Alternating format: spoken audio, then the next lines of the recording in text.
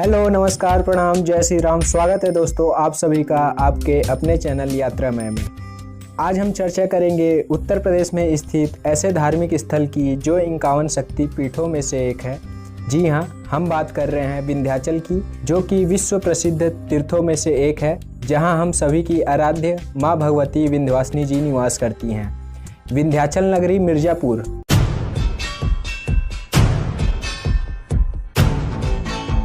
जी हाँ, जो मिर्जापुर जिले के अंतर्गत तथा उत्तर प्रदेश राज्य में स्थित विंध्याचल मंदिर गंगा जी के तट पर स्थित है। विंध्यवासिनी देवी विंध्य पर्वत के ऊपर त्रिकोण यंत्र पर निवासरत है। कहा यह भी जाता है जो मनुष्य इस स्थान पर तप व साधना करता है उसकी सिद्धि, उसका फल उसे अवश्य ही प्राप्त होता है। दोस्तों, अब हम बात करते हैं कि हम विंध्याचल कैसे पहुँचे। विंध्याचल आपको देश के सभी छोटे बड़े शहरों से पूरी तरह जुड़ा हुआ है, जहां आप रेल मार्ग, हवाई मार्ग व सड़क मार्ग से आसानी से पहुंच सकते हैं। दोस्तों, हम पहले बात करते हैं हम रेल मार्ग से आप विंध्य नगरी कैसे पहुंचे। यदि आप रेल मार्ग की सहायता से विंध्य नगरी पहुंचना चाहते हैं तो यहां के लिए सबसे करीबी स्टेशन विंध्याचल है, जहां बहुत सी ट्रेन के स्टॉपेज होते हैं। पर यदि आपके शहर से कोई डायरेक्ट ट्रेन नहीं मिलती है तो आप मिर्जापुर रेलवे स्टेशन भी जा सकते हैं, जिसकी दूरी विंध्याचल से करीबन 7 से 8 किलोमीटर ही है। यदि मिर्जापुर के लिए भी आपको डायरेक्ट ट्रेन नहीं मिलती है तो आप भारत के प्रतिष्ठित धार्मिक शहर वाराणसी व प्रयागराज में उतर सकते हैं, जहां वाराणसी से विंध्याचल की दूरी लगभग 65 किलोमीटर और प्रयागराज से जिसकी दूरी लगभग 85 किलोमीटर है। यहां से आपको राज्य प्रशासन द्वारा चलाई जा रही बसें, डायरेक्ट ट्रेन, पैसेंजर ट्रेन आसानी से उपलब्ध हो जाएंगी, जिसके तहत आप आसानी से विंध्य नगरी विंध्याचल पहुँच जाएंगे। दोस्तों, अब हम बात करेंगे कि आप हवाई मार्ग से कैसे आ सकते हैं। दोस्तों, यदि आप इस तीर्थ को और भी आसान बनाना चाहते हैं तो आप विंध्याचल आने के लिए हवाई मार्ग का भी विकल्प चुन सकते हैं। यहाँ सबसे करीबी एयरपोर्ट लाल बहादुर शास्त्री एयरपोर्ट, जो कि बाबतपुर, वाराणसी, बनारस में स्थित है, जहाँ आपको भारत के लगभग सभी प्रमुख शहरों से यहाँ के लिए फ़्लाइट आसानी से मिल जाएंगी। यहाँ से विंध्याचल नगरी लगभग 68 किलोमीटर की दूरी पर है और एयरपोर्ट के बाहर आपको विंध्याचल के लिए कैब, टैक्सी व बसेस इत्यादि की सुविधा मिल जाएंगी। और हाँ, यदि आप सड़क मार्ग से यहाँ पहुँचना चाहते हैं तो यह भारत के सभी शहरों से वेल कनेक्टेड है और यहाँ आपको पब्लिक ट्रांसपोर्ट की सुविधा आसानी से मिल जाएंगी। मित्रों, अब हम विंध्याचल नगरी पहुँच चुके हैं। विंध्याचल नगरी में प्रवेश करते ही आपको अत्यधिक मात्रा में धार्मिक विचारधारा वाले लोग दिखाई देते हैं। विंध्याचल स्थल एक बहुत ही हरियाली, पहाड़ों से घिरा, शांत व मनोरम जगह में स्थित है। यहाँ पहुँचते ही आपको माँ गंगा की अविरल धाराओं के दर्शन करने मिलेंगे। यहाँ बजने वाली घंटियों, शंख व नगाड़ों की आवाज़ सुन आपका मन मंत्रमुग्ध हो जाएगा। विंध्याचल पहुँचने के बाद हम सबसे पहले देखते हैं कि हम कहाँ रुके। तो यहाँ पर दोस्तों आपको रुकने में किसी भी प्रकार की परेशानी नहीं होगी। आप यहाँ विंध्याचल स्टेशन के नज़दीकी बने होटल व लॉज तथा धर्मशालाओं में रुक सकते हैं। यहाँ आपको होटल्स व रेस्टोरेंट आपकी सुविधा अनुसार किफ़ायती दामों में आपको उपलब्ध हो जाएंगे, जिसमें नॉर्मल होटल्स आपको 300 से 500 के बीच में आसानी से उपलब्ध हो जाएंगे। अगर आप होटल्स व रेस्टोरेंट में नहीं रुक रहे हैं तो आप अपने सामान व लगेज को जहां से आप प्रसाद लेंगे उस जगह पर भी आप सामान व लगेज को रख सकते हैं। इसकी देखरेख शॉपकीपर स्वयं करेंगे। दोस्तों, विंध्याचल मंदिर से 1.5 किलोमीटर पहले से ही आपको बहुत स्टॉल्स देखने को मिल जाएंगे, जहां से आप पूजा के सामान, फल फूल, मिठाइयाँ, सिंदूर तथा बहुत सारी गिफ्ट आइटम्स तथा फैंसी प्रोडक्ट्स भी खरीद सकते हैं। यहीं पर जिस स्टॉल से आप प्रसाद खरीदेंगे वहीं पर आप अपने लगेज को रख सकते हैं। जितनी देर तक आप पूरे मंदिर के दर्शन करेंगे तब तक आपके सामान की पूरी जिम्मेदारी शॉपकीपर की होगी। सबसे पहले विंध्याचल मंदिर में दर्शन करने के पहले आप गंगा घाट जाइए। यहीं घाट के पास ही छोटे छोटे तख्त बनाए हुए हैं, जहां आप अपने सामान को तब तक रख सकते हैं जब तक आप माँ गंगा की पवित्र धारा में स्नान करते हैं। यहीं पर पुरुष और महिलाओं को वस्त्र चेंज करने के लिए छोटे छोटे स्थान बनाए गए हैं। साथ ही आप गंगा घाट में जहाँ चाहे वहाँ स्नान कर सकते हैं। यहाँ आप नौका विहार के साथ साथ नाव की सहायता से दूसरी तरफ गंगा किनारे आ जा सकते हैं तथा माँ गंगा के पवित्र धारा में डुबकी लगा सकते हैं। और हाँ, आप किसी भी नाविक के बातों में ना आए। नाव पर चढ़ने से पहले ही दाम तय कर ले, क्योंकि बाद में उनके द्वारा मनमानी भी की जा सकती है। आमतौर पर नाव गंगा नदी विचरण करने के लिए आपको 60 से 80 रुपये प्रति व्यक्ति देने पड़ सकते हैं। आप गंगा जी स्नान के पश्चात अगर आप गंगा जल घर ले जाना चाहते हैं तो इसके लिए वहाँ छोटे छोटे डिब्बे व बोतल आपको मिल जाएंगे, जो कि 20 से 30 रुपए में आपको आसानी से उपलब्ध हो जाएंगे। इन डिब्बों में आप गंगा जल भरकर घर ले जा सकते हैं। माँ गंगा में पवित्र डुबकी लगाने के पश्चात अपने मन को पाप मुक्त तथा पवित्र करके अब हम विंध्यवासिनी देवी के दर्शन के लिए आगे बढ़ेंगे। दोस्तों, माँ विंध्यवासिनी देवी के दर्शन के लिए आपको किसी भी प्रकार की चोटी या सीढ़ियों की चढ़ाई नहीं करनी होगी। मंदिर का रास्ता बहुत ही सरल व सुलभ है तथा आप बहुत ही आसानी से यह रास्ता पार कर सकते हैं। वैसे तो माँ भगवती विंध्यवासिनी जी के मंदिर प्रांगण में कभी भी भीड़ कम नहीं होती, हमेशा यहाँ श्रद्धालुओं का तांता लगा होता है। लेकिन आपको अप्रैल व अक्टूबर, जो कि चैत्र नवरात्रि व शारदीय नवरात्रि का समय होता है, इसमें मंदिर में बहुत ही ज़्यादा भीड़ आपको देखने मिलेगा। पूरे देश भर से श्रद्धालु यहाँ इस समय इकट्ठे होते हैं। यहाँ वर्ष भर काफ़ी भीड़ होती है, तो आप यहाँ विंध्यवासिनी देवी का नाम श्रद्धापूर्वक लेकर लाइन में खड़े हो जाएं तथा धैर्य रखें। अगर आप खड़े होने में असक्षम हैं तथा आप दर्शन जल्द से जल्द करना चाहते हैं तो इसके लिए आप वहाँ उपस्थित पंडाओं से बात कर सकते हैं। माँ विंध्यवासिनी जी के दर्शन आपको फिर आसानी से प्राप्त हो जाएंगी, जिसके लिए आपको कुछ रुपए चार्ज करने पड़ सकते हैं। लेकिन सावधान रहें, यहाँ भी आप दाम पहले ही तय कर लें, बाद में होने वाली मनमानियों से बचने के लिए। पूरे पूर्वांचल में अनेक प्रकार के सिद्ध कार्यों तथा जनेऊ परंपरा के लिए भी अधिकतर लोग यहाँ आते हैं। यहाँ पर मुख्यतः मुंडन, जनेऊ संस्कार इत्यादि परंपरागत तरीके से किए जाते हैं। माँ विंध्यवासिनी के मत में पौराणिक कथा यह है कि जब देवकी के गर्भ से जन्मे भगवान श्री कृष्ण, जो कि 8वें पुत्र थे, उन्हें कंस के कोप से बचाने के लिए वासुदेव जी ने यमुना नदी पार कर गोकुल में छोड़ दिया था तथा से यशोदा द्वारा जन्मी बेटी, जिन्हें योग माया भी कहा जाता है, उन्हें अपने साथ वापस काल कोठरी में ले आए।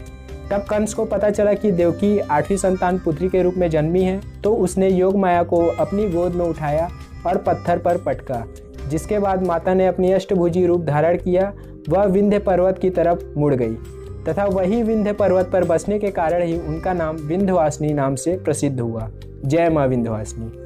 जैसा कि दोस्त हम सभी जानते हैं कि कोरोना वायरस जैसी महामारी फैली हुई है, जिसके कारण विंध्याचल मंदिर का कपाट एक अनिश्चित काल तक के लिए बंद कर दिया गया था। यहाँ दर्शन, पूजा तथा प्रसाद वितरण पर पूरी तरह पाबंदी लगा दी गई थी, पर इसके बावजूद भी कोरोना काल के दौरान मंदिर के पुजारियों द्वारा श्रृंगार चारों प्रहर अनावरत जारी रही। इस दौरान आरती में आम लोगों को शामिल होने की मनाही थी। करीबन 8 से 9 महीने बाद मंदिर के कपाट पुनः श्रद्धालुओं के लिए खोल दिए गए हैं। हम आपको माँ विंध्यवासिनी जी के मंदिर प्रांगण में होने वाली आरती के समय आपको बता रहे हैं, जिसमें अगर आपके पास समय मिलता है तो आप इस आरती में जरूर सम्मिलित होने की कोशिश करें। यहाँ सुबह मंगला आरती समय 4 से 5 बजे के बीच होता है सुबह प्रातः, और दोपहर आरती आपको 12 से 1 बजे के बीच मिलेगा। फिर संध्या आरती 7:15 से 8:15 के बीच आपको देखने को मिलेगा। फिर उसके बाद बड़ी आरती रात्रि 9:30 बजे से 10:30 बजे तक होती है। अतः आप इस आरती में शामिल हो सकते हैं, परंतु कुछ सावधानियां आपको बरतनी होगी, जैसे कि आपको अपने साथ मास्क, सैनिटाइजर कैरी करना होगा तथा लोगों से दूरी बनाए रखना होगा, क्योंकि यहाँ बहुत अधिक भीड़ होती है। अब हम बात करते हैं दोस्तों, आपके माँ विंध्यवासिनी के नगर विंध्याचल आने का उचित समय कब है। दोस्तों, विंध्याचल यात्रा आप पूरे साल में कभी भी कर सकते हैं। यहाँ वैसे तो पूरे साल ही आपको आनंद की अनुभूति होगी, पर मेरे हिसाब से सबसे अच्छा समय सितंबर से फरवरी माह होता है, क्योंकि बाकी महीनों के अपेक्षा इस महीने आपको गर्मी से राहत मिलेगी और आप सर्द मौसम का आनंद उठा पाएंगे। दोस्तों, अभी हाल फिलहाल में उत्तर प्रदेश योगी सरकार द्वारा विंध्याचल कॉरिडोर को बनाए जाने का निर्णय लिया गया है। जिस प्रकार से काशी विश्वनाथ का कॉरिडोर बनाया जा रहा है, उसी तर्ज पे यहाँ परिक्रमा पथ को 50 फीट चौड़ा किया जाएगा, क्योंकि यहाँ लाखों श्रद्धालु हर साल दर्शन के लिए पहुँचते हैं।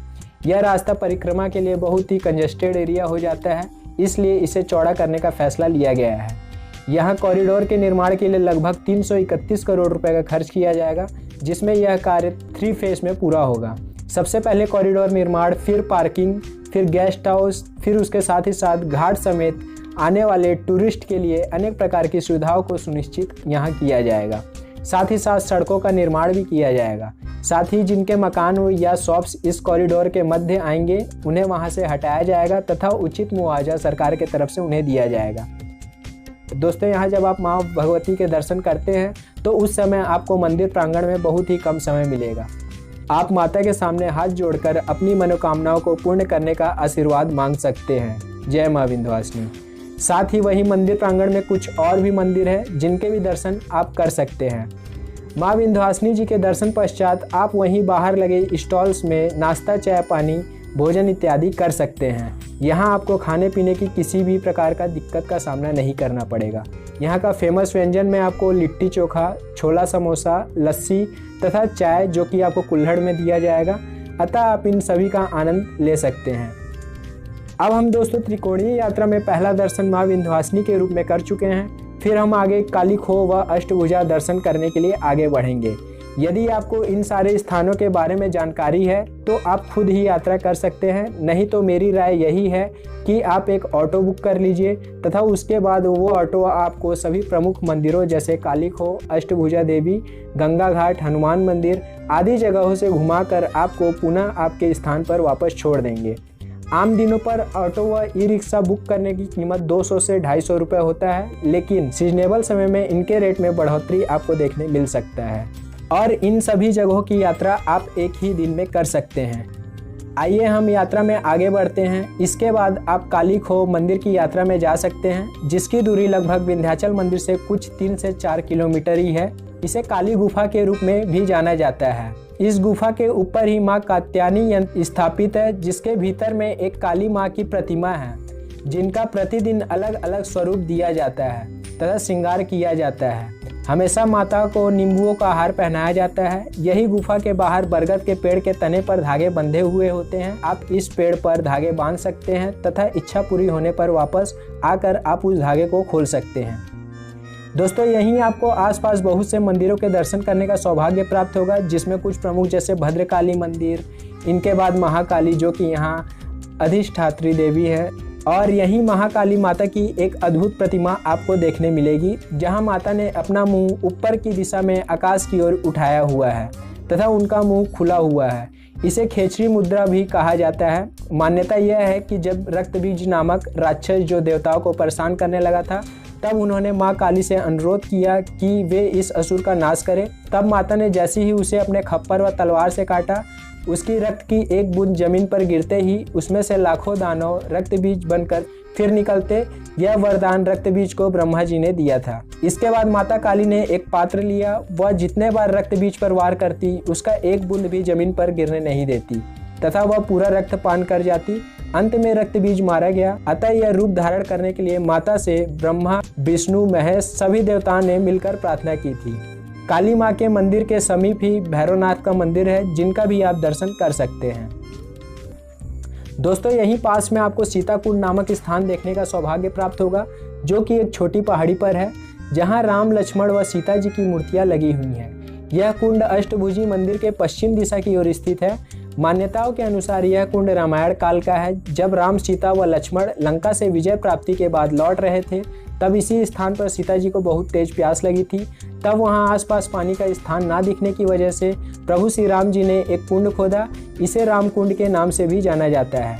साथ ही लक्ष्मण जी ने भी धरती में एक तीर छोड़ी तो उसी जगह पे जल का स्रोत फूटा, जो कि कभी भी नहीं सूखता है। सीताकुंड नामक यह जगह हमेशा भीड़ भाड़ वाला एरिया रहता है। आपको सीताकुंड तक पहुंचने के लिए 48 सीढ़ियों जो एकदम सीधी खड़ी हैं, उनके सहारे ही ऊपर जाना पड़ेगा। वैसे तो इस जल को अपने शरीर पर छिड़कने मात्र से ही पवित्रता आती है। यहाँ पर नवरात्रि, शिवरात्रि, सावन के महीनों में महिलाओं की खासी भीड़ देखने को मिलती है। इसके समीप ही शिवपुरी में स्थित शिवलिंग है। मान्यता यह है कि इसकी स्थापना स्वयं सीता जी ने की थी, इसलिए इसे सीतेश्वर नाम से भी जाना जाता है। फिर हम दोस्तों काली खोह में दर्शन करने के बाद हम आगे बढ़ेंगे अष्टभुजी माता के दर्शन करने के लिए। यह स्थान काली खोह मंदिर से 1.5 से 2.5 किलोमीटर की दूरी पर ही स्थित है। अष्टभुजी मंदिर पहाड़ी पर होने के कारण 7 से 70 सीढ़ियाँ की यहाँ पे आपको चढ़ाई करनी पड़ेगी। जब आप सीढ़ियों पर चढ़ना चालू करेंगे तो वहाँ का दृश्य एक मेला जैसा प्रतीत होगा। सीढ़ियों के दोनों तरफ ही आपको प्रसाद, मिठाई, मेवे तथा खिलौने व फैंसी सामग्रियों की दुकान सजी मिलेंगी। जब आप सीढ़ियाँ चढ़कर आगे बढ़ेंगे तो आपको एक गुफा में प्रवेश करना होगा तथा इस गुफा की खासियत यह है कि झुके झुके ही माता अष्टभुजा के दर्शन आपको इस गुफा के अंदर करने होंगे। दोस्तों अष्टभुजा माता के मंदिर की मान्यता यह है कि जैसे ही कंस ने योग माया को पत्थर पर पटका था, वह तुरंत ही वे अष्टभुजा रूप में प्रकट हो गई थी। माना जाता है कि यह वही अष्टभुजी रूप हैं जिन्होंने कंस के वध की भविष्यवाणी की थी। यही पास में भैरव मंदिर भी है, आप वहां भी जाकर दर्शन अवश्य करें। तथा अष्टभुजा मंदिर पहाड़ी पर होने के कारण विंध्याचल का पूरा नज़ारा यहां से आपको दिखाई पड़ता है, जो कि एक विलक्षण दृश्य तथा मनोरम दृश्य आपको देखने मिलेगा, जहां आप अच्छे लोकेशन की फोटोग्राफी भी कर सकते हैं। दोस्तों, यह रही बात हम विंध्याचल कालीखो व अष्टभुजी मंदिर संपूर्ण त्रिकोणीय यात्रा कैसे करें। अब हम आपको बताने जा रहे हैं विंध्याचल और मिर्ज़ापुर जिले में आसपास स्थित प्रमुख घूमने लायक व टूरिस्ट प्लेस जगहों के बारे में, जहां आप समय निकालकर इन स्थानों को भी भ्रमण कर सकते हैं। दोस्तों, आपको यही विंध्याचल से 35 से 40 किलोमीटर की दूरी पर स्थित आपको चुनार किला देखने को मिलेगा। यह गंगा नदी के ठीक किनारे पर ही है। इस किले में हुमायूं ने कभी शरण लिया था तथा इसमें बहुत से मकबरे व विक्रमादित्य की समाधि भी आपको देखने मिलेगा। इस किले के अंदर 52 खंबे, कुआं तथा सूर्य घड़ी भी बनी है, जो कि अपने आप में अद्भुत है। दोस्तों, हम जल्द ही चुनार से संबंधित सभी जानकारी व इतिहास से जुड़ी कहानी के बारे में हम आपको अवगत जरूर कराएंगे।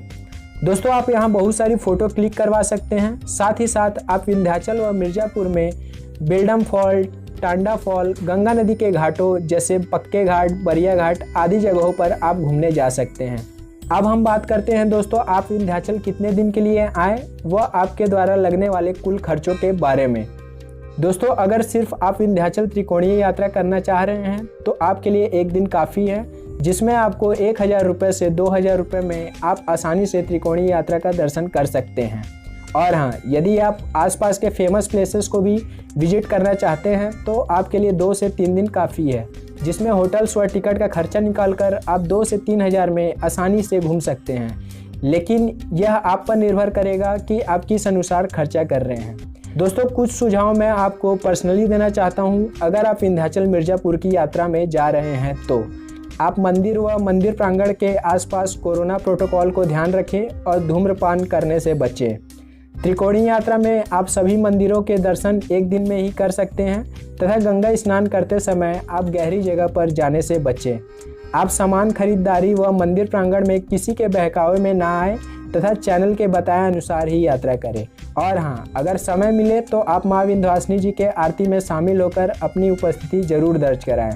साथ ही साथ हमारा यह वीडियो आपकी यात्रा को सरल व सुलभ बनाता है, तो आप हमारे इस चैनल को सब्सक्राइब जरूर करें तथा इस वीडियो को उन लोगों के साथ शेयर अवश्य करें जिनके साथ आप विंध्याचल टूर में जाना चाहते हैं।